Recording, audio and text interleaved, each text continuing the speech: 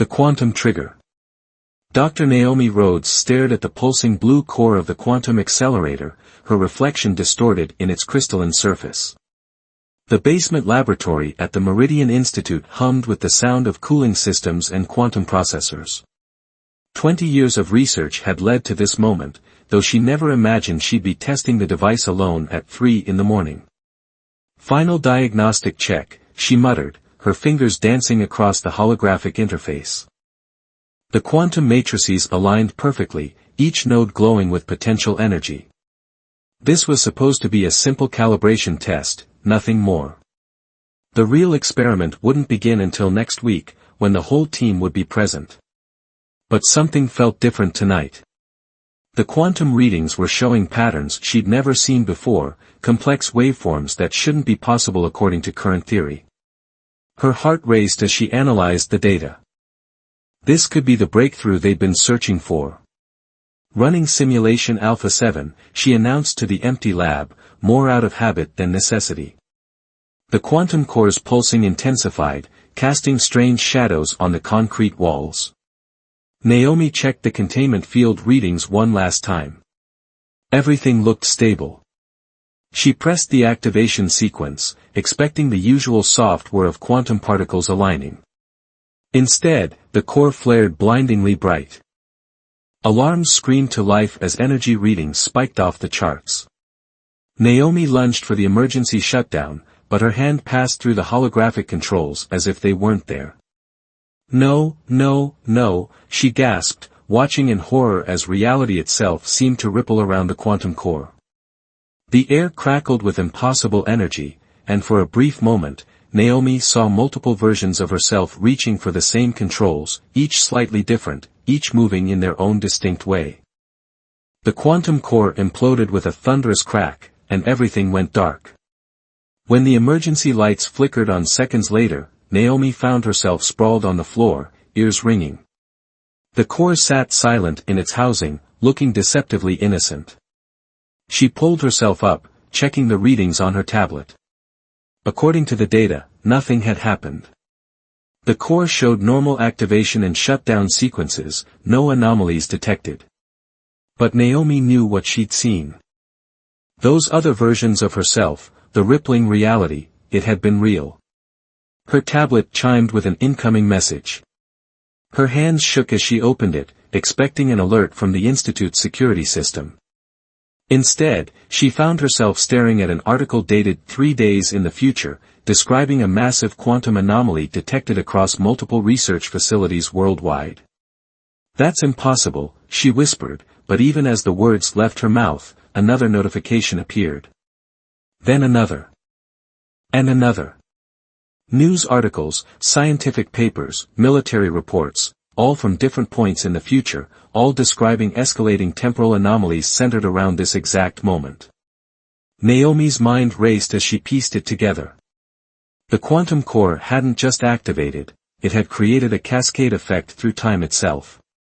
Each possible outcome was now bleeding through, creating a web of interconnected timelines all stemming from her decision to run that one simple test. Her tablet buzzed again, this time with a message that made her blood run cold. It was from someone claiming to be herself, sent from 6 months in the future. "Whatever you do, don't let Dr. Harrison know what happened. They'll try to replicate it." That's how it all starts. Naomi had never felt more alone in the vast laboratory. She glanced at the quantum core, still sitting innocently in its cradle, and made a decision. She began systematically deleting the test data, knowing that she was probably destroying the greatest scientific discovery in human history. But if that message was right, she was also preventing something far worse. As she worked, she couldn't shake the feeling that she was being watched.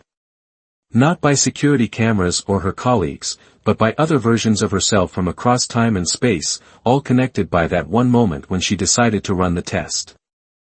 Some were probably trying to stop her right now, while others were desperately hoping she'd succeed in erasing all evidence of what had happened. The sun was rising by the time she finished, casting long shadows through the high windows of the lab. Naomi gathered her things, trying to act normal, knowing that this day would be anything but normal. She had changed something fundamental about reality itself, and now she had to live with the consequences. As she reached the lab door, her tablet chimed one final time. Another message from her future self: it's already too late. They're coming. Find Dr. Reza before they do. She's the only one who will believe you. Naomi had never heard of Dr. Reza, but she had a feeling she would soon. She stepped out of the lab, locking it behind her, knowing that nothing would ever be the same again. The weight of history, past, present, and future, rested on her shoulders, all because of one simple decision to run a test in the middle of the night. The quantum trigger had been pulled. Now she just had to deal with whatever came through the barrel. Echoes of tomorrow. Dr. Reza Patel stood in her cramped office at the Vatican Observatory, staring at the strange readings on her monitor. For the past 3 days, the quantum fluctuation detectors had been going haywire, picking up impossible signals that seemed to exist in multiple time frames simultaneously. She hadn't slept since the anomalies began, and the coffee on her desk had long gone cold. A knock at her door made her jump. "Come in," she called, quickly minimizing the anomaly data. A young man in a pristine suit entered, his badge identifying him as Agent Marcus Fuller from the Temporal Security Division, a government organization she hadn't even known existed until this morning. "Dr. Patel," he said, his voice carefully neutral. "We need to discuss the quantum anomalies you've been tracking." Reza's heart skipped a beat.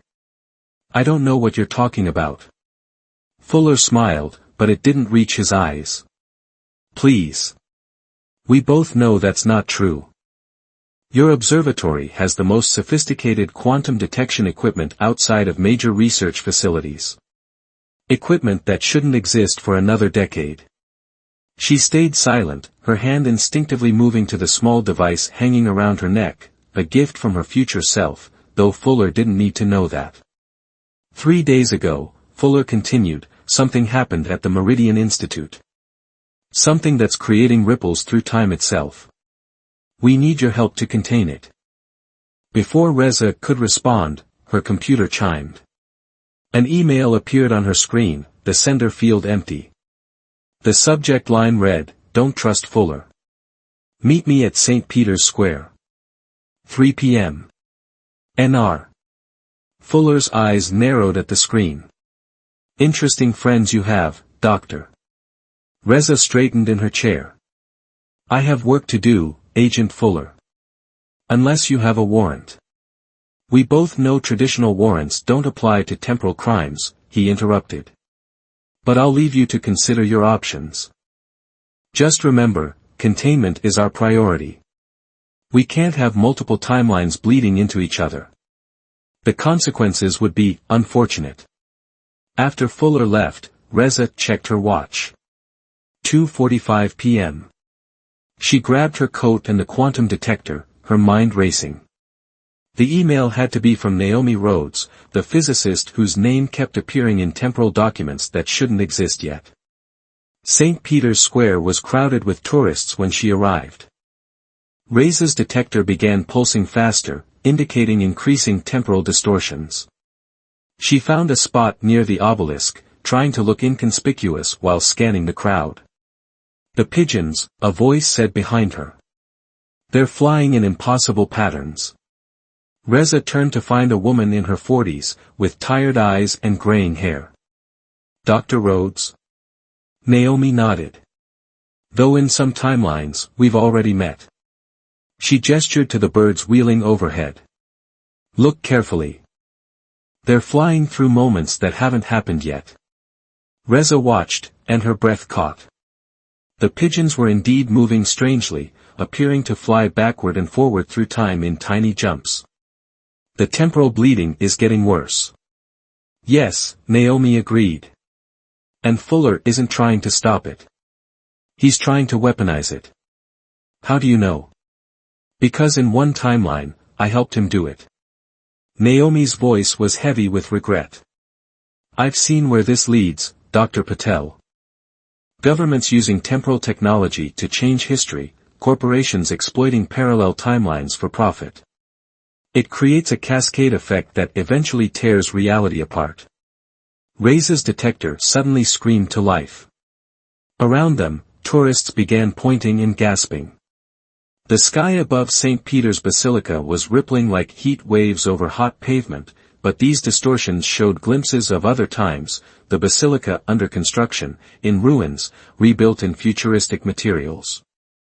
"It's starting," Naomi whispered. "The timelines are becoming visible to everyone." Reza's hand went to the device around her neck. "My future self gave me this. Said I'd know when to use it." Naomi's eyes widened. "That's a temporal anchor. It can stabilize a small area against timeline shifts." She grabbed Reza's arm. "We need to get back to my lab. If we can amplify its effect using the quantum core." A shot rang out. Naomi staggered, clutching her shoulder. Through the panicking crowd, Reza spotted Agent Fuller, his gun raised. Inside the basilica, Naomi gasped. "There's another me in there, from a different timeline. She knows how to stop this." Reza helped Naomi through the crowd as more temporal distortions appeared. Cars from different decades phased in and out of existence. People walked through their own past and future selves. Reality was unraveling, and somehow Reza knew that this was just the beginning. As they reached the basilica steps, Reza looked back. Fuller was gone, but in his place stood multiple versions of him from different timelines, all converging on this moment. Some had weapons drawn, others were shouting warnings, and one was frantically trying to stop his other selves. "Which version of you are we meeting?" Reza asked as they entered the basilica. Naomi managed a grim smile. "The one who found a way to fix this. Or at least, I hope she did. Time isn't exactly linear anymore." Behind them, the temporal distortions grew stronger, and the echoes of tomorrow became impossible to ignore. The fate of all possible timelines now rested in their hands, and they were running out of time, in every sense of the word. The Temporal Coalition.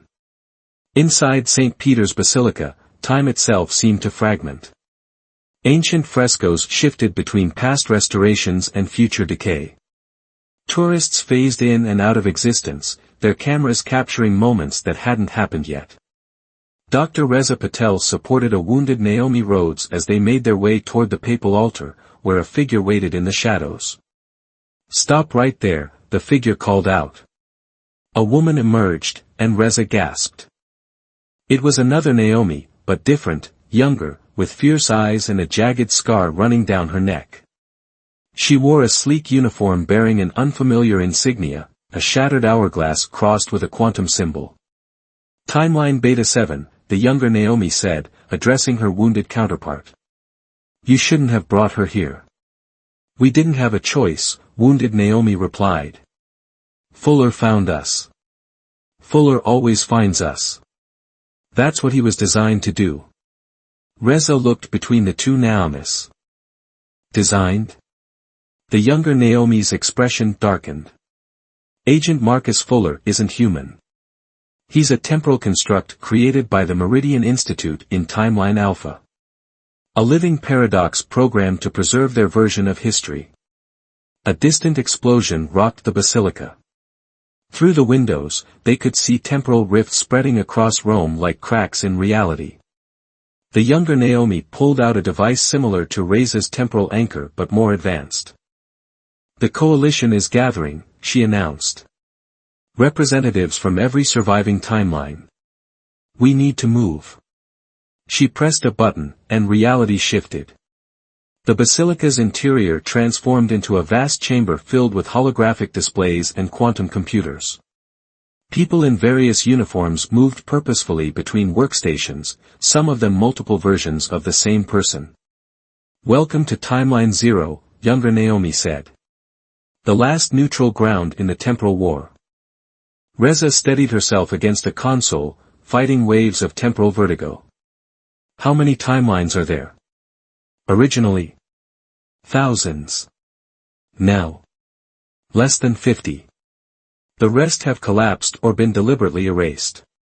Younger Naomi led them to a central platform where a holographic representation of the time stream swirled like a cosmic river. Each time someone attempts to change history, new branches form. But the multiverse can only support so many variations before it starts to break down. Which is exactly what's happening now, a new voice added. A man in his 60s approached, his white hair striking against dark skin. Dr. Jameson Thorne, he introduced himself. In my timeline, I was your mentor, Dr. Patel. In others, your greatest rival. Before Reza could respond, alarms blared throughout the facility. The holographic time stream turned red, showing massive distortions spreading from multiple points. They're attacking across all timelines, Thorne announced grimly. The Meridian Institute is making its final move. The wounded Naomi straightened despite her injury. They're trying to collapse all timelines into one, their preferred version of history. But that would kill billions, Reza protested. Entire realities would cease to exist. That's exactly what they want, younger Naomi said. One timeline, under their complete control. No alternatives, no possibilities, no free will. Thorne pulled up another hologram showing a familiar quantum core. It all started with your experiment, Dr. Rhodes. In every timeline, that moment creates the initial fracture. But we've discovered something they don't know. He zoomed in on the quantum core's structure. There's a pattern in the temporal radiation. A weakness we can exploit. If we can synchronize enough temporal anchors at the exact moment of the first fracture, we could stabilize the time stream, Reza finished, her scientific mind racing ahead. But we'd need hundreds of anchors, all perfectly calibrated. Look around you, younger Naomi smiled. Why do you think we called this the coalition? Reza turned and really looked at the chamber's occupants. Everyone wore a temporal anchor. Hundreds of them, all slightly different, all tuned to their specific timelines. The wounded Naomi touched her shoulder, which had stopped bleeding. In some timelines, we're the villains. In others, the heroes. But here, we're something else, we're the last hope for free will itself. A massive view screen activated, showing Agent Fuller addressing the world across multiple timelines. His message was the same in each: surrender to temporal unification or face extinction. They're starting to collapse, Thorne warned. We have hours at most. Younger Naomi squared her shoulders. Then we have hours to save reality itself. She turned to Reza. Your temporal anchor is unique, it's from a timeline that no longer exists. That makes it impossible for them to track or counter. You're our wild card, Dr. Patel. Reza gripped her anchor tightly. What do you need me to do? Something impossible, wounded Naomi said. We need you to go back to the moment this all began. Not to stop it, that would just create another branch. We need you to guide it. To make sure the fracture happens in exactly the right way. And if I fail? Then there won't be anyone left to remember you tried, younger Naomi said softly. Are you ready? Reza looked around the chamber at hundreds of people from dozens of timelines, all united in one desperate mission to save not just their own realities, but the very concept of choice itself. She thought of her future self, who had given her the anchor knowing this moment would come. Ready, she said, and reality began to shift once more. Convergence point. The quantum transportation felt like being torn apart and reassembled one atom at a time. When Reza's vision cleared, she found herself in the Meridian Institute's basement laboratory, 3 days ago. The quantum core pulsed with that familiar blue light, but now she could see the temporal energies swirling around it, invisible to normal human perception. Remember, younger Naomi's voice crackled through her temporal anchor, you need to guide the fracture, not prevent it. The timeline needs to split, but in a controlled way. Reza checked her quantum readings. She had exactly 17 minutes before the original Naomi would arrive to run her fateful experiment. The laboratory felt strange, caught between moments, like a photograph still developing. Multiple temporal signatures detected, her anchor warned. You're not alone. A slow clap echoed through the lab. Agent Fuller stepped out from behind a bank of servers, but this wasn't the Fuller they'd met in Rome. This one was older, scarred, his suit replaced by military gear. Dr. Patel, he said, I've been waiting for you. Through quite a few timelines, actually. Reza backed toward the quantum core. You're from Timeline Alpha. The only timeline that should exist. Fuller's augmented eyes glowed faintly. Do you know what chaos multiple timelines bring? Infinite variations mean infinite suffering. We're trying to save humanity from itself. By removing their choice. Reza's hand moved to her anchor. That's not salvation, that's slavery. Fuller drew his weapon, not a gun, but some kind of temporal disruptor. Choice is an illusion.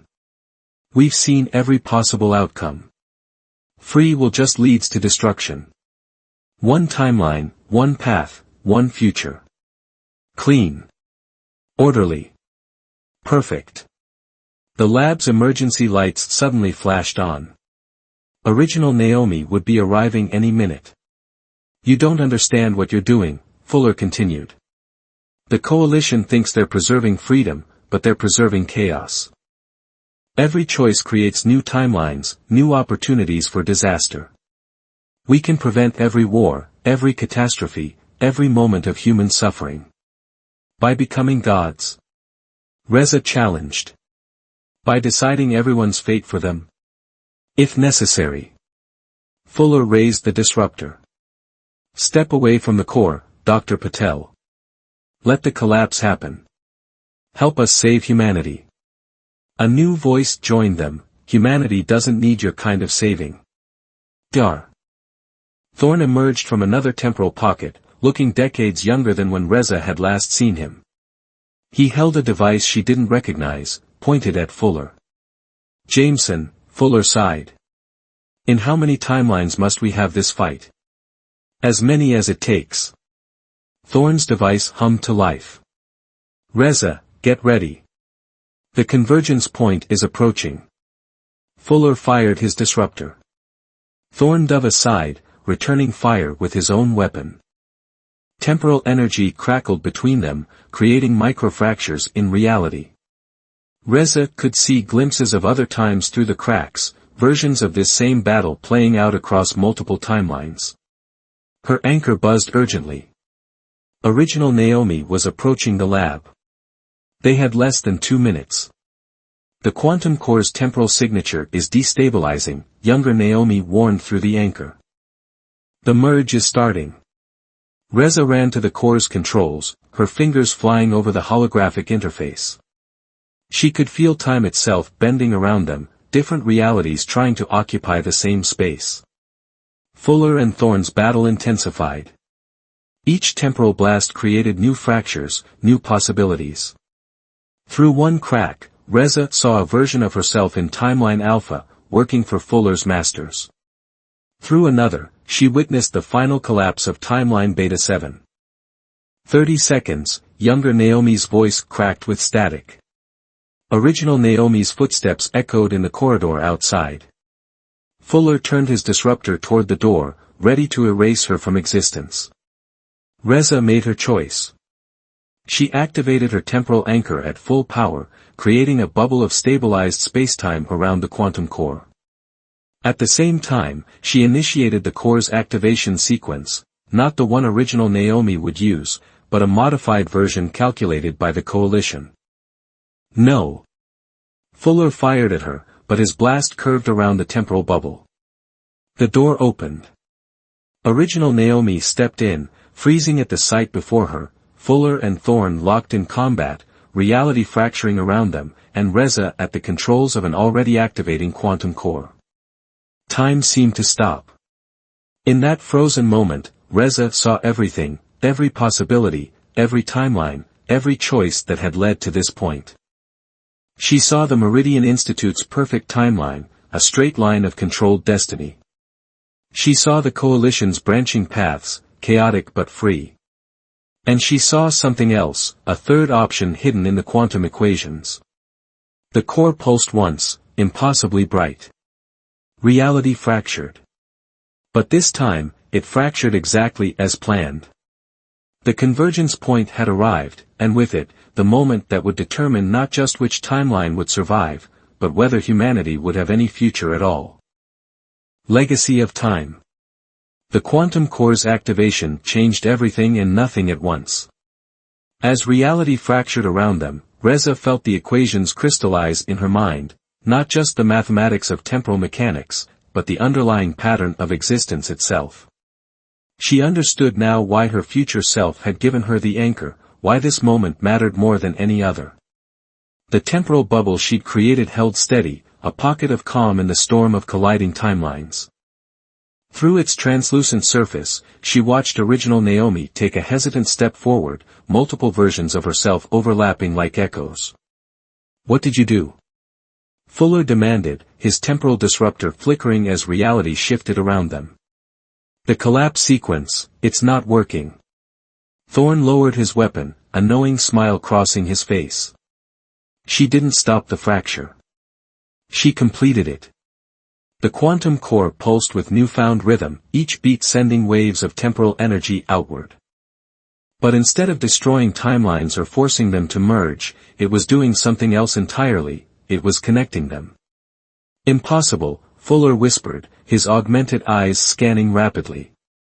"The calculations, this wasn't in any of our projections." "Because you were only looking for ways to control time," Reza said, her hand steady on the controls. "Not ways to free it." The temporal anchor around her neck hummed in harmony with the core. Through the fractures in reality, she could see the coalition's command center, where hundreds of other anchors were synchronizing with hers. Each one added its unique frequency to the pattern, creating something entirely new. "The time stream isn't just splitting or merging," younger Naomi's voice came through clearly now, filled with wonder. "It's learning to coexist." Original Naomi stepped fully into the bubble, her eyes wide with understanding. Multiple timelines, operating in parallel, but aware of each other. Connected, but independent. "No." Fuller raised his disruptor again. "One timeline. One path. That's the only way to ensure survival." "You're wrong," Reza said softly. "I've seen it now. The pattern. The purpose. Time isn't meant to be a single line or even a branching tree. It's a web, each thread strengthening the others." The quantum core's light had changed, becoming something deeper, more fundamental. Through the fractures, Reza could see changes rippling across all realities. The Meridian Institute's forced collapse was failing, but so was the chaotic splintering that had threatened to tear reality apart. Instead, a new equilibrium was forming. Timelines that were meant to exist stabilized, while others naturally faded. Not through force or control, but through a kind of temporal evolution. "The anchors," Thorne explained, "they're not just stabilizing time. They're teaching it. Each one carries the memory of its timeline, the weight of its choices. Together, they're creating a framework for all possible futures to exist without destroying each other." Fuller's form flickered as his timeline's attempts at control failed. "You don't understand what you've done. The chaos, the uncertainty, is exactly what humanity needs," Reza finished. "Not one path, not infinite paths, but the right to find our own way through all possibilities." The temporal bubble began to expand, its stabilizing effect spreading throughout the laboratory. Original Naomi stepped up to the controls beside Reza, their movements synchronized across multiple timelines. "It's time to let go," Reza said to Fuller. "To trust in something bigger than control." Fuller looked down at his hands, which were becoming transparent. His timeline's attempt to force a single reality was unraveling, taking its constructs with it. "We only wanted to save them," he whispered, and faded away.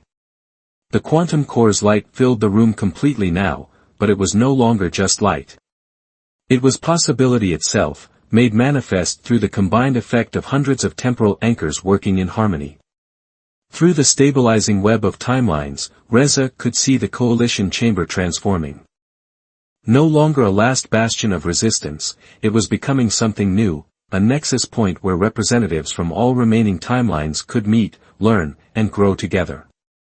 The temporal war is over, Thorne announced, his voice carrying across all connected realities. But our real work is just beginning. Original Naomi looked at Reza with newfound respect. You knew this would happen. That's why future you gave you the anchor. Reza touched the device around her neck, feeling its pulse sync with her heartbeat. I think I'm only now understanding why. It was never about controlling time or even saving it. It was about teaching it to save itself. The last fractures in reality sealed themselves, not by force but by choice. The quantum core settled into a steady rhythm, maintaining the delicate balance between all viable timelines. In the end, it hadn't been one person's choice that changed history. It had been the choice to let everyone have choices, to let time itself choose its path forward. The legacy of that decision would echo through all possible futures, a testament to the moment when humanity learned not to control time, but to dance with it. Reza looked through the stabilized temporal web at all the possibilities stretching out before them. Some were dark, some were bright, but all of them were free to unfold as they would. And in every one of them, someone was making a choice that would change their world forever. Just as it should be.